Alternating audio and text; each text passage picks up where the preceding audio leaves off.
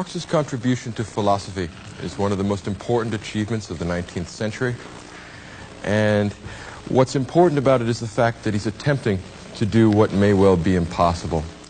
To synthesize, in this case, not the tradition of Athens and Jerusalem, Marx's project is to synthesize and unify the disparate elements in a number of different philosophical trends, but his most important consideration is synthesizing the English tradition of skeptical empirical political economy that comes from Hume and Adam Smith, and unifying that with the Hegelian tradition of idealistic interpretations of human history as a progressive series of developments. And he connects those two elements up with a third element, French utopian socialism, the kind that gets developed by Comte and other early 19th century writers who were interested in fundamental changes in the structure of society. Marx read and was conversant with all of these trends, and he wanted to synthesize in a way that wasn't unacceptably eclectic the disparate elements which, at least in part, appear to be so disparate that they resist synthesis.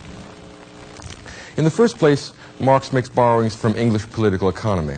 When I lectured on Adam Smith, it was very clear that there were some elements in his interpretation of the Industrial Revolution and the division of labor and the effect of the machine age on human society that I described as proto-Marxian. Let's think of a few of these proto-Marxian elements in Smith, the parts of Smith that Marx incorporates into his own views. The first is the labor theory of value.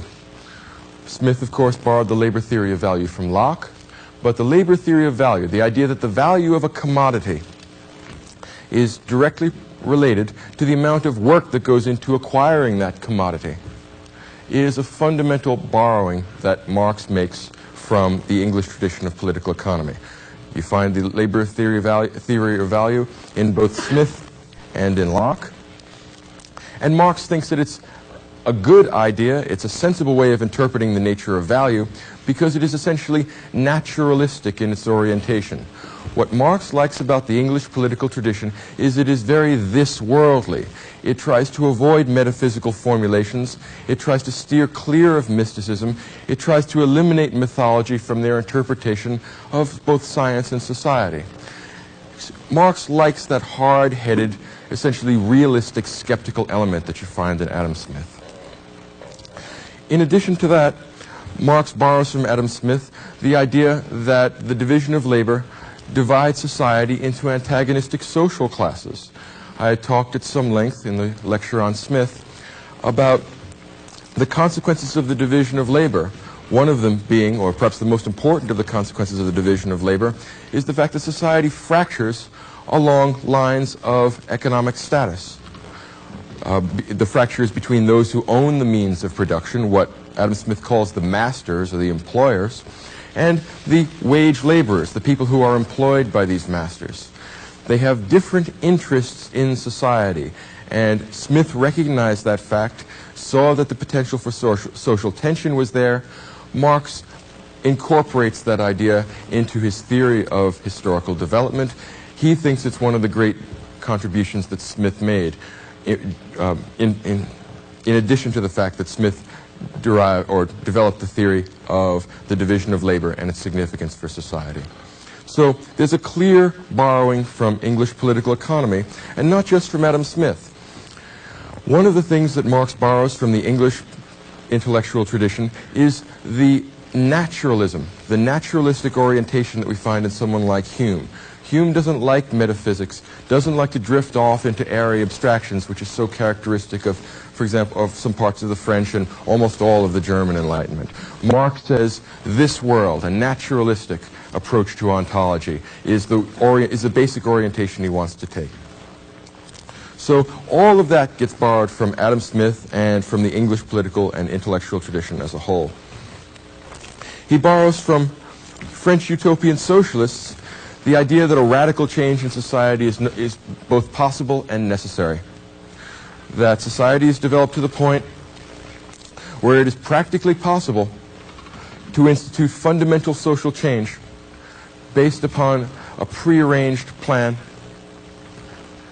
for reorganizing society. Most of the utopian experiments in socialism in the early part of the 19th century were dreadful failures.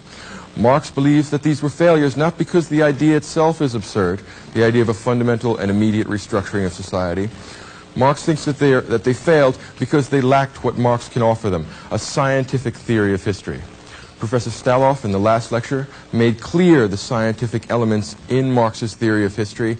Marx believes that when this scientific conception of human development is added to the mystical or utopian elements in French socialism, that you have established the potentiality for radical and immediate social change. The third element in Marx's philosophy, the third important borrowing, is the tradition of Hegelian historical investigation, or the Hegelian treatment of history. Many people who were writing at the time that Marx was were ardent critics of Hegel, and there are many good reasons to criticize Hegel. Marx himself was one of the leading critics of Hegel, but he was also willing to state that many of the critics of Hegel did not completely appreciate or understand his conception of history, and Marx said, let me say it now in public, in print, I am a follower of that mighty thinker. So Marx thinks very highly of Hegel, but he thinks that Hegel has made some profound mistakes in his conceptualization of human history and of human social development. Hegel takes history to be the progressive realization of the idea, the Geist, the spirit of human freedom and rationality. In that respect, Hegel is a metaphysician, and Hegel makes demands on our credulity that in the mid-19th century Marx is not willing to accept. So what he wants to keep from Hegel is the idea that history represents a progressive development, that it has a telos. Telos is Greek for purpose. What that means is that it has an end. It has a point to which it is going, to which it is developing. And Marx thinks, like Hegel, that he can discern that point. Again, this is one of the characteristic difficulties of all philosophers that want to be philosophers of history. It always leads up to them. So Marx believes that he knows what the end of human history is, and the end of human history in this case turns out to be the end of alienation and the end of social injustice based upon the organization of society with regard to production and consumption. In other words, Marx thinks that the Industrial Revolution has created the technological, practical capacity for the elimination of the problem of scarcity, and that means that the real problem in establishing just, rational, free, in, again, the German idealist conception of freedom, free social relations, is the problem of distribution, is the problem of paying back to labor that which labor produces. Now let's take some extrapolations from these borrowings. Instead of making his main theme the thinkers in a given society, as Hegel does, Marx chooses an alternative set of people as the universal class, as the most important set of people in every society. Instead of focusing on the thinkers the way Hegel did, Marx is going to focus on the doers, the people who actually make the things that allow people to survive and exist, the ones that create the satisfaction of human needs. And this is the working class. For Marx, the working class is that segment of society that comes into being at the division of labor, who produce all the things that the people in the society need, but who get back only a fraction of what they produce. This is the idea of surplus value. This is an extrapolation from the labor theory of value that we found in the English tradition. The idea of surplus value is basically this: that all the things, well, it actually comes from, it's a way of stating what King Lear says to the fool, that nothing comes from nothing. What Marx is saying is that all the good things in human life come from work. None of them appear there magically on their own. You have to go get them. If you want a hamburger, you must make it. If you want something else, you must go get that. It involves activity, work on the part of human beings in order to satisfy their natural biological desires. so nothing comes from nothing. And what that means is that all the good things in life come from work, which is a fairly commonsensical idea, actually. The problem is this. In the earliest stages of human development, at I guess the hunting-gathering stage of human development, there is no division of labor. Everybody's just cruising around looking for roots and berries and whatever it is that hunters-gatherers live on. At some point in time, there's a break from that hunting-gathering tradition, and sedentary agricultural life develops. And one of the key elements in the development of human society and the development of human productive forces is the division of labor, which comes in very early in history. And what this means is that there is a hierarchical set of producers and exploiters in all human societies from the earliest and most primitive division of labor on into the middle of the 19th century when Marx himself is writing. In other words, the division of labor is nothing new, as Adam Smith more or less suggests in his book. In fact, the division of labor is a very early thing, but because of the fact that it's not backed up by machines and technology, and of course since the market is so small, the division of labor can't continue on very far. What that means is that although the division of labor is very old, in terms of the increase in productivity that it creates, at least in its earliest phases, it's negligible. The really important part about the division of labor is the fact that it creates hierarchical social structures. Some people do the stuff that needs to be done in order to put food on the table and clothes on your back, and some people stand around and watch them. The group of people that do the exploiting, and what we mean by exploitation is taking from the socially produced goods and services that a society generates, taking what you need and giving back to the actual producers only a fraction. What the exploiters are doing in that activity is extracting what Marx called surplus value. The idea is something like this, because surplus value is really central to Marxism. The product of human labor is the total amount of goods and services that a society can generate. But the laborers in a society, after hierarchical social structures are created, after the initial division of labor, the laborers in a society, regardless of whether they're slaves or serfs or wage laborers, in every case, they produce everything that people live on. They produce all the goods and services because nothing comes from nothing.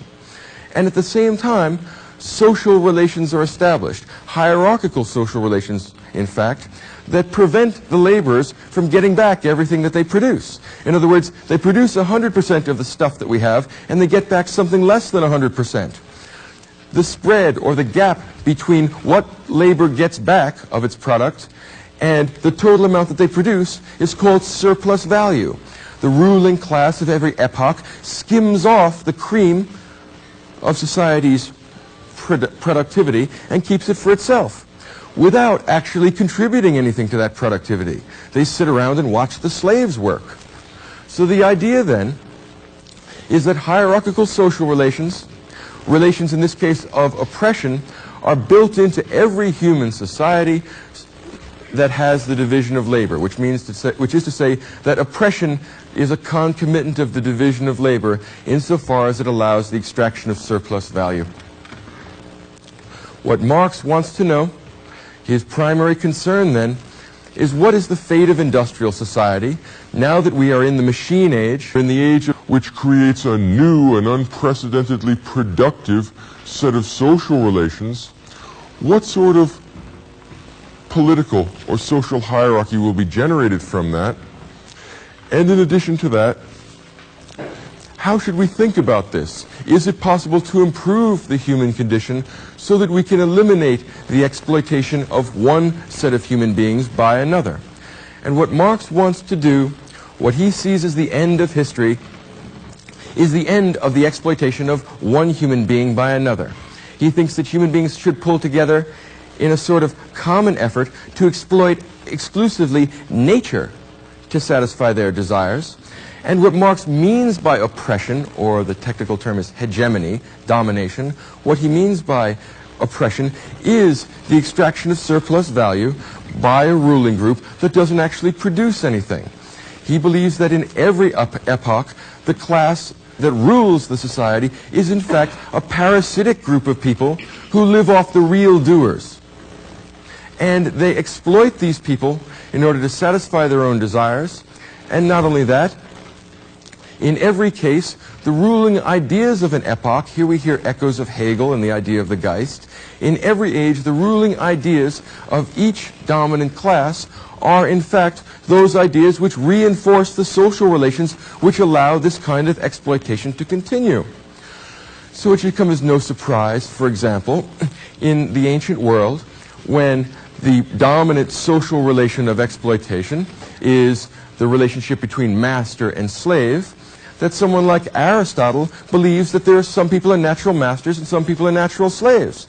His entire political theory is or not the entire political theory, but a large chunk of his political theory is organized around legitimizing hierarchical social relations.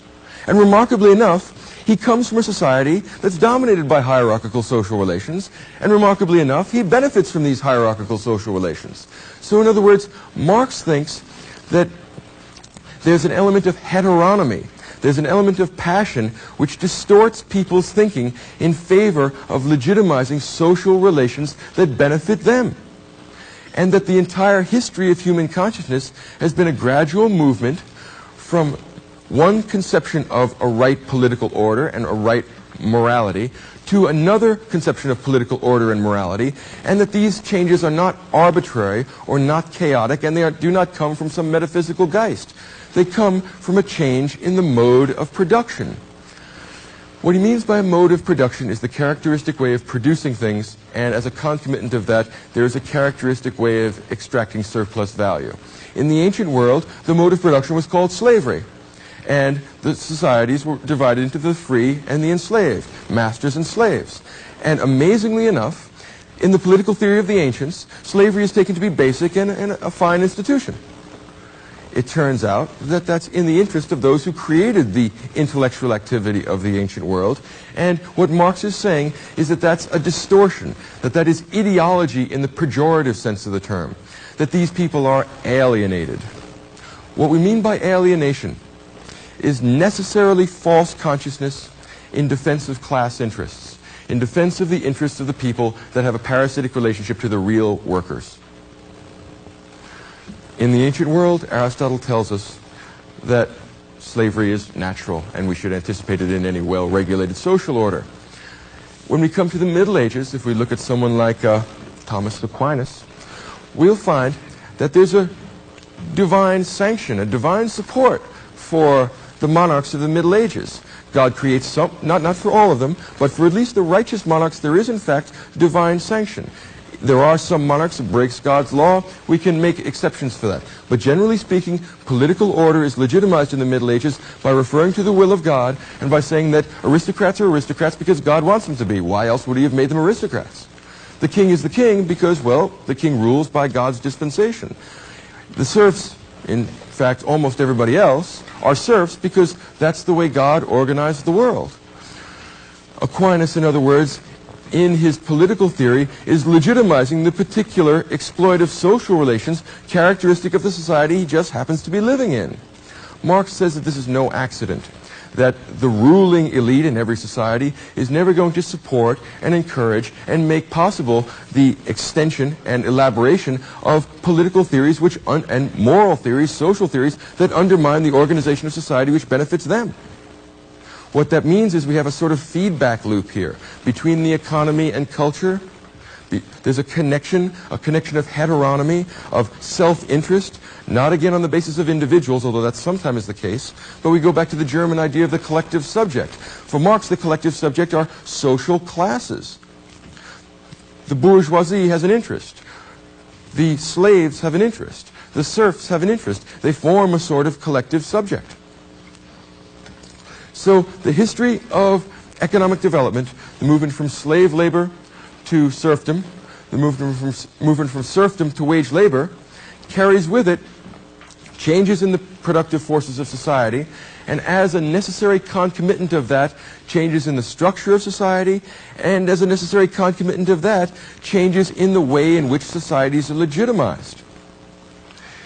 In the age of slavery, political theory established slavery. In the Middle Ages, we established serfdom. In the age of Adam Smith, in the age of English political economy, What did, at least in Marx's view, what did the English political economists do? They legitimized the society they happened to be born into because they were intellectuals. They were the hired guns of the exploiters. That's what the whole history of Western, or not just Western, of global cultural development amounts to. In every society, there's a group of exploiters and a group of producers that are the vast majority of the people. Among the group of exploiters, there's a group of people that don't actually do manual labor, that don't do the kind of labor that actually makes the world go. They do intellectual labor, and their function in society is to shore up and legitimize the particular kinds of evil social relations characteristic of a society divided into exploiters and producers. Marx thinks that the time has come to eliminate this. The time has come for the heteronomy which exploitive economic relations introduce into our political theory and into our theory of history, the distortions created by alienation, by necessarily false thought in defense of class interests. The time has come to abolish that. And as you may have guessed by the connection to the Hegelian system, when we finally abolish alienation, we will finally abolish classes. When we finally abolish classes, we will have finally abolished exploitive social relations. When we finally abolish exploitive social relations, there will no longer be false consciousness in defense of class interests, and we could finally see what we really are. History, as we have known it prior to this, will be over.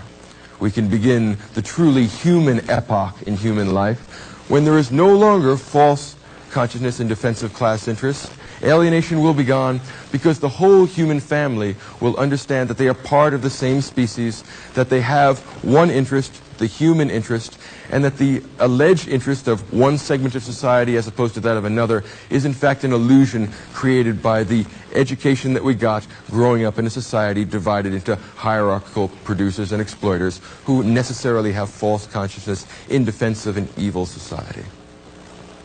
In other words, we are going to have the secular apocalypse. This is the end of the world. It's not that people will cease to exist. It's just that all of human history will have turned a fundamental corner. All right, this goes on quite a bit in the remainder of the 19th century and all partially the 20th century. Now, alienation can be combated only by adopting the position, the intellectual position of the exploited. In other words, you have to look at human history from a critical perspective which points out the heteronymous, here's a Kantian element, self-interested parts of the ideologies that have been generated in order to shore up these exploitive social relations. This critical analysis of society, this ruthless critique of everything existing, is called Marxism. And Marx believes he is the first man to penetrate the veil of Maya, the veil of illusion, and say what human history really is. Human history is a combination of our greed, of our unenlightened self-interest, and our credulous willingness to believe whatever fantasies are generated by a particular social structure, by our unwillingness to take things to their logical, ruthless conclusion. So autonomy and heteronomy, fundamental conceptions for Marx, not in the Kantian sense of a kind of metaphysical freedom which we derive simply by virtue of being free rational agents. He wants a this-worldly rationality. He wants heteronomy in this world which allows us to see that all human beings have a common interest. The elimination of exploitation, which is the same thing as the elimination of injustice. When we finally eliminate exploitation, there'll be no longer any hierarchies. Everyone will be equal in the sense that everyone will be required to work, and all the exploitation that we do will be the exploitation of nature through the technical advances that we get from modern natural science. Few social theorists have been as involved and as impressed by the development of modern natural science as Marx.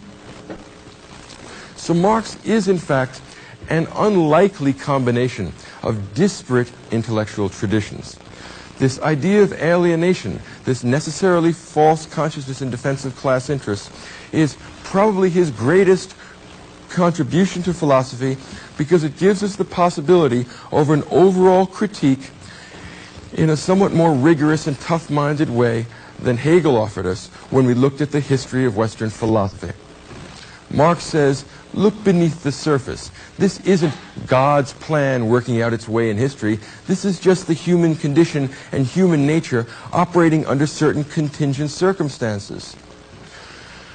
The plan of human history is in fact the recreation of what we were before the initial division of labor. Remember that for Marx, hierarchical social relations and as a concomitant to that, ideology and false consciousness, all that is a product of the division of labor. But prior to the division of labor, we have what might be described as primitive communism. No conception of private property, no conception of personal ownership, no conception of legitimate exploitation of one person by another. So Marx says, in other words, this division of labor thing, it's just a phase. Right? We entered into it at a very early phase in our career as a species, and the ultimate finality, the final act of this drama, will be going back to that earlier primitive communism in which exploitation of one person by another is no longer allowed, but it will be with the addition of an enormous amount of productive capacity. It will be with the elimination of scarcity through technological means. And that means fundamentally our condition will be changed. We will have returned in some respects to the earlier Garden of Eden, to the pristine moral condition of true humanity, when we don't make a distinction between upper and lower classes. We will go back to what we really are by nature. So what Marx is doing then is not forcing us up to a sort of reconciliation with heaven. Quite the contrary. And here comes the naturalistic orientation of the English political and philosophical tradition. He wants to get us ultimately back to nature. Not nature as it's red in tooth and fang, but nature as human societies are before the introduction of evil social relations, before the introduction of exploitation. There is a yearning for a lost innocence here. And it's not hard to see why Marx would think that. Think of the time and place where he has been living. He's living in Western Europe, moving from one place to another because he's often hunted by the agents of the state who view him quite properly as a subversive. And he spends a great deal of his time in England, quite a bit of time in London, and England is the country that has developed the Industrial Revolution to the greatest extent. Like Charles Dickens, and of course there are many similarities between the critique of capitalism offered in Dickens, something like Hard Times, and Marx. The moral impulse in both Dickens and Marx is the same, but what Marx wants to say is that the answer here is a return to nature, that we can get beyond that. He sees, unlike Adam Smith, primarily the downside of the Industrial Revolution. And he's right about that. I mean, let's not pull any punches about the social conditions characteristic of the working class in the middle of the 19th century in England. They were honestly wretched. If any of you get a chance to read something like Engels' piece from 1844, I think it is, The Condition of the Working Class in Manchester, you'll realize that there is a legitimate and very serious problem here, and you have to be really morally obtuse to be unable to see that fact. Marx is full of moral passion about that. And it's quite understandable. Starving children, an enormous increase in productivity, and at the same time, a general impoverishment of a large percentage of the population. People for the first time moved off the land in a relatively secure, almost organic connection to the seasons and nature, forced into urban areas. Urban slums grow up. Problems with sanitation emerge. All the problems of urban industrial life are there in full force, but there is no governmental agency like, for example, the welfare state to take care of the problems generated by capitalism. Marx, in fact, thinks that the nature of the system, the ruthlessly exploitative rationalization of society, that's a concomitant of capitalism, prevents the amelioration of the conditions of the working class, except by a global proletarian revolution. Workers of the world unite. What that means is that all across the world, Marx has one architectonic system which allows him to offer a program of political reform at a fundamental level to every society. This has is a large part of the appeal that Marxism had in the late 19th and for a good part of the 20th century on a global level. He speaks to real, both moral and political problems, and he offers a solution to people that despair of ever finding a solution. And it's entirely understandable how they might think that. One of the real tragedies in human life, one of the real horrors about the condition we find ourselves in perhaps now, is that in order to develop the comfort, the wealth, perhaps even the luxury that's characteristic of contemporary American society, contemporary industrial society, also in Western Europe, is that it is necessary to sacrifice 2 or 3 or 4 entire generations of human beings. In other words, there is a necessary element of exploitation in the development of capitalistic social relations. And this exploitation cannot be avoided. We may be able to ameliorate it by creating things like minimum wage laws, by creating health and safety regulations, but it can't be eliminated because what Adam Smith calls profit is what Marx calls surplus value. And it's built right into the system. So Marx thinks that this is not susceptible to gradual reform. It would be nice perhaps if it was, but the chances are that the ideology of the bourgeoisie, which is the people that Adam Smith calls the employers or the factory owners, makes them blind to the true condition of human beings. As a result, they have an ideological distortion, they are alienated, so they are unable to grasp the true human condition, they are unable to grasp the real trend of history, so the chances of actually explaining to these people, rationally, Marx thinks, what they ought to do to change society, to make it truly human, are nil. He certainly underestimated the capacity of capitalism to alter its conditions to meet at least the most pressing and immediate problems. Capitalism as a system, I would say, adopted a system of what we might call Burkean piecemeal reforms, first limiting things like child labor, then limiting things like the labor of women, then limiting things like health and safety conditions, then putting together things like minimum wage laws. All things like this are attempts to kind of round off the sharp edges of a system which has, at bottom, an exploitive element to it. There's no getting around that fact. So what Marx is trying to do is explain what he thinks the future process of human history will be. Instead of a reconciliation of God with man, we are going to have a reconciliation of one segment of humanity with itself. We are going to have a reconciliation of the producers and the exploiters. It may unfortunately be necessary to kill all the exploiters, but the process of history is often rather grim and gruesome. You can't sugarcoat that element of it. But when you consider the fact that Marx, like Hegel, is projecting this trajectory on to an infinite amount of temporality, well, then the sacrifice in this generation, at this time, of an exploitive class that really has this terrible comeuppance coming to it, may be justified given the enormous benefits this will create for all of humanity throughout all the rest of human history. This sort of thinking, in some ways it is attractive, is also extremely dangerous because it gives people a license to sacrifice this generation to the next. It can easily lead to things like Stalinist abuses. As a matter of fact, it did. So the danger here is that we don't sufficiently appreciate what economists call the time discount, that we don't appreciate whatever wisdom Burke has to offer us. Instead of hoping that there'll be some pie-in-the-sky improvement that'll be permanent and wonderful and fundamentally alter human life, maybe the gradual approach to the alteration of human society is in fact the wise one, because the potential for abuse in a revolutionary situation has many of the qualities that Burke talked about. So there is a certain wisdom to that. Marx can be thought of, and I know this is kind of tongue-in-cheek, but it can be thought of in some respect as the last great Christian heresy, in the sense that it internalizes the value judgments of Christianity, equality, kindness to one's neighbor, concern about the feelings of other people and about the livelihoods of other people, with the scientific elements of the 19th century, particularly with English political economy and with the tradition of German idealism.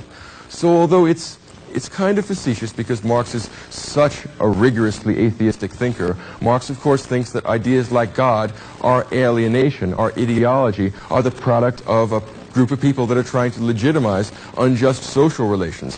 When we get to the global proletarian revolution, to the secular apocalypse, we will be able to dispense with religious formulations of our conception of the world. But Marx understands himself as the harbinger, as the sort of messenger of a new change in the world, which will allow us to reconcile not man and God, but man and man. Not only will it do that, but in the process of eliminating exploitive social relations, connecting all of human society to one common endeavor, in addition to that, it will, for the first time, free us from our heteronymous conceptions of society, free us from the illusions created by our own self-interest, free us from making exceptions to our general moral understanding of society that apply only to us and to the class we represent. Marx thinks, in other words, that his philosophy is the system by which we can discern the truly liberating human self-understanding. This is a borrowing from Hegel.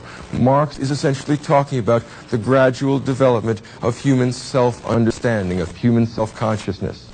But the key group, the key sociological stratum in comprehending the process of human development is not the thinkers, but the doers. And the reason why, again, this is a contribution or a borrowing or an outright theft from the English philosophical tradition. It's pragmatic, it's practical. Does it work in everyday human practice? Marx says that practice is the ultimate standard by which we judge any theory. And that's clearly not the kind of thing that he borrowed from the German intellectual tradition. That's very much an English borrowing. Now, what are the problems with this? There are lots of them. In the first case, it's not entirely true that ending capitalist social relations creates a unified classless society. In practice, as a consequence of most of the Marxist revolutions of the 20th century, we've changed the domination of one class for another. Instead of having the capitalists run things, generally speaking, intellectuals do. Very few members of Marxist ruling elites lack college degrees. Very few of them are, in fact, common, average, everyday manual laborers. They're almost exclusively not proletarians, but thinkers. In addition to that, the idea of a time discount, the apocalyptic millennial element in Marx, is extremely dangerous because it gives us license to devalue the here and now because we are playing for ultimately important stakes. The entire future of humanity rests upon the appropriately ruthless prosecution of our political platform right here and now. It is very easy to see how this can slide over into the legitimation of totalitarian political practice. In fact, that is what it has done in many cases. Think of Tiananmen Square. In addition to that, this is implicitly teleological. For all of Marx's naturalism, for all his disdain of metaphysical formulations, he really does think that history has a telos. It has a purpose, it has an end, and he has discerned that. In my estimation, this is a mythology. It is a moving mythology. It is a very intriguing mythology. But what it is a holdover from the Christian intellectual tradition, from the idea that God has a providence, but it's given a physicalistic twist, which makes it more or less consistent with the tradition of modern natural science. Marx, in other words, is attempting to square the circle. He is attempting to unify a metaphysical intellectual tradition with an essentially physical intellectual tradition, with a transcendental and a mundane intellectual tradition. And the problem is, I think, ultimately, that the tensions pull the system apart. It helps explain why there are so many diverse interpretations of Marxism. One of the reasons is that the ambiguity of Marx's thought allows both people whose basic orientation is naturalistic and people whose basic orientation is transcendental or metaphysical to both read Marx and think that they're understanding it as Marx really meant it. The real reason is because there are tensions, simple contradictions in Marx's thought which never get resolved, and the reason is that I think ultimately they can't be resolved. Ultimately, you're going to have to choose either or. You're going to be a naturalist or you're going to be a metaphysician. It is very hard to be both. If you want the naturalism, you can keep the laws of history, the Marxian iron laws of progress that Professor Staloff talked about in the last lecture. That's the naturalistic element in Marx. If you want to believe that history has a progressive tendency, if you want to believe that history is the gradual realization of human liberation, if you want to believe that there is an end point to the process of human development, you can't do that without metaphysics. It's implicitly Hegelian.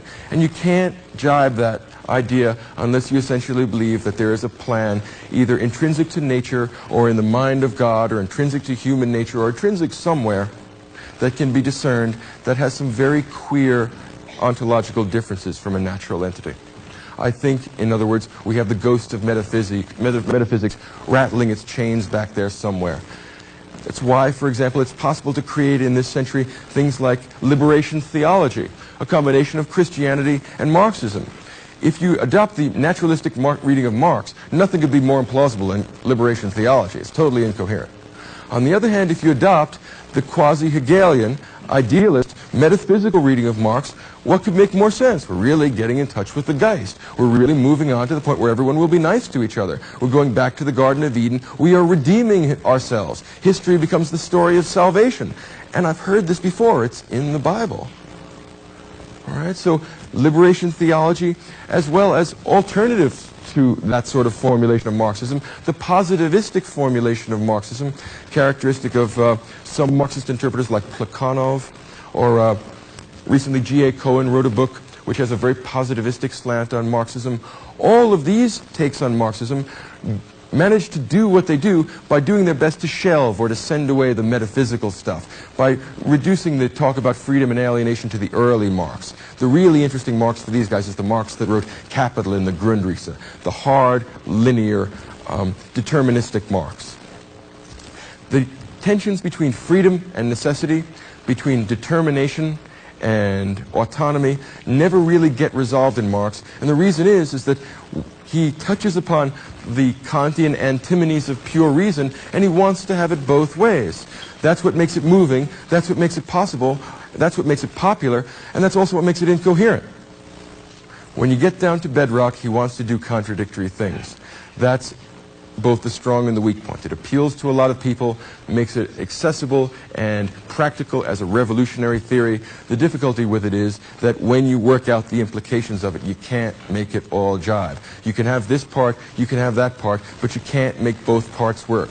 You can think of the metaphysical and the naturalistic elements in Marx as being essentially something analogous to an algebraic simultaneous equation. I can solve for one of these variables, I can solve for the other variable, but you can't solve for both variables at the same time.